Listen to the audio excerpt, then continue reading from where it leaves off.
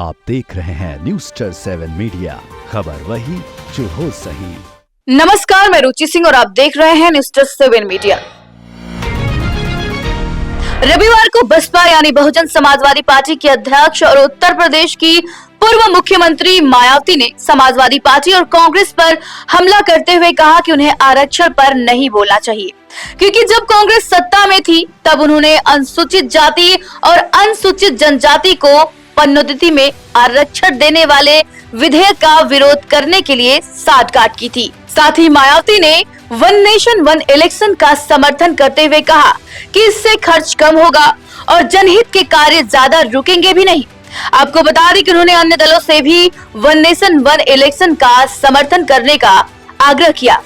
साथ ही उन्होंने मांग की कि SC, ST और अन्य पिछड़ा वर्ग आरक्षण को संविधान की 9वीं अनुसूची में शामिल किया जाना चाहिए, ताकि इससे किसी भी तरह की छेड़छाड़ को रोका जा सके।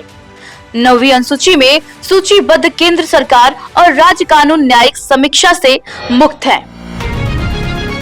कांग्रेस व समाजवादी पार्टी ने देश के SC, ST व OBC वर्गों के आरक्षण को लेकर काफी कुछ हवाई बातें कही। कांग्रेस पार्टी की सरकार के समय में व इसी पार्टी की मिली भगत से समाजवादी पार्टी ने SC, ST वर्गों का पदोन्नति में आरक्षण संबंधी संवैधानिक संशोधन विधेयक का काफी डटकर विरोध किया था। देश पर राज करने वाले लोगों व पार्टियों ने ही देश के संविधान को फेल करने का काम किया है। सरकार द्वारा संविधान में संशोधन वे लोग अपनी पार्टी या किसी विशेष व्यक्ति या संस्था आदि को फायदा पहुंचाने के लिए किए जाते हैं, तो उसका फिर हमारी पार्टी कभी भी समर्थन नहीं करेगी। जो आए दिन आरक्षण के साथ छेड़छाड़ की जा रही है, तो उन पर भी रोक लगाने के लिए इसे संविधान की 9वीं अनुसूची में जरूर डालना चाहिए। हमारी पार्टी एक देश एक चुनाव को लेकर वर्तमान भाजपा सरकार द्वारा 1-2 दिनों में लाए जाने वाले इस विधेयक का भी स्वागत करेगी।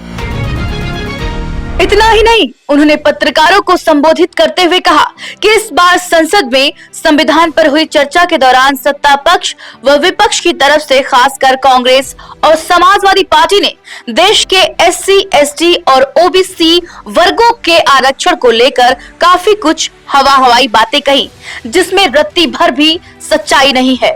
उन्होंने कहा कि यदि इस मुद्दे पर ये दोनों पार्टियां यानी कि समाजवादी पार्टी और कांग्रेस संसद में चुप रहते हैं तो ज्यादा उचित होता, क्योंकि केंद्र में कांग्रेस पार्टी की सरकार के समय में इसी पार्टी की मिलीभगत से सपा ने SC, ST वर्गों के पदोन्नति में आरक्षण से संबंधित संवैधानिक संशोधन विधेयक का काफी विरोध किया था। बता दें कि मायावती ने कहा इस विधेयक को सपा ने संसद में ही फाड़कर फेंक दिया था, जो विधेयक अब तक संसद में लटका पड़ा है। खास बात यह है कि उन्होंने सत्तारूढ़ भाजपा पर भी निशाना साधते हुए कहा कि इससे भाजपा की भी आरक्षण विरोधी मानसिकता साफ झलकती है, जो इसे पारित कराने के मूड में नहीं है। उन्होंने कहा कि संसद में भारत के संविधान के 75वें वर्षों की गौरवशाली यात्रा पर गर्मागर्म चर्चा हुई। इस चर्चा की उपयोगिता तभी संभव है जब खुले मन से स्वीकार किया जाए कि क्या शासन वर्ग मानवतावादी व कल्याणकारी संविधान की पवित्र मंशा के हिसाब से देश के करोड़ों लोगों को रोजगार, न्याय, आत्मसम्मान और स्वाभिमान का जीवन दे पाया है। बता दें कि पूर्व मुख्यमंत्री ने कहा कि संविधान विफल नहीं हुआ है, बल्कि देश के शासन करने वाले लोगों और दलों ने अपनी संकीर्ण सोच और जातिवादी राजनीति से देश के संविधान को विफल कर दिया है।